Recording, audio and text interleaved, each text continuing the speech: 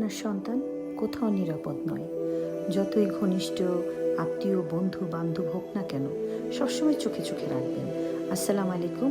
কয়েকদিন আগে আমি নোয়াখালীতে গেলাম, আমার বাড়ির স্কুল ঘরেটা। সেদিন আমি আমার স্কুল ঘরে বাচ্চাদেরকে শারীরিক পরিবর্তন এবং গুড টাচ ব্যাড টাচ নিয়ে ওদের সাথে আলোচনা করলাম। একদিনের জন্য ওদের টিচার হয়ে গেলাম আমি।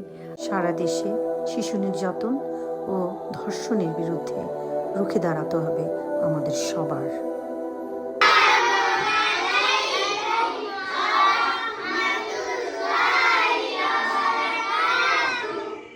ওয়ালাইকুম আসসালাম রহমতুল্লাহ বরকাতুহু।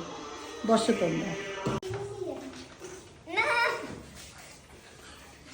হাসবে না। এটা কি তোমাকে যখন তুমি বলো খারাপ লাগে, কোন কোন কোন কোন জায়গায় টাচ করলে এটা খারাপ লাগবে, ধরলে কোন জায়গায় ধরলে দেখাও, তুমি কোন জায়গায় ধরলে এটা ধরা যে কোনো মানে, হ্যাঁ এই যে, হ্যাঁ ঠিক আছে, না না আর একটু নিচে, এখানে, হ্যাঁ আর পিছনে, হ্যাঁ এটা কি এখানে ধরা যাবে না, কেউ ধরতে পারবে না, ঠিক না? Good job. হ্যাঁ হ্যাঁ, আমি এটা পছন্দ করি না, তুমি আমাকে ধরবা না।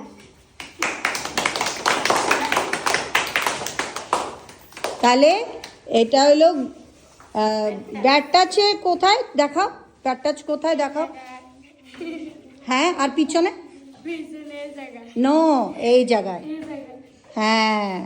আজকে আমরা কি শিখলাম? গুড টাচ ব্যাড টাচ শিখলাম না? তাহলে আমরা ভবিষ্যতে কি করব?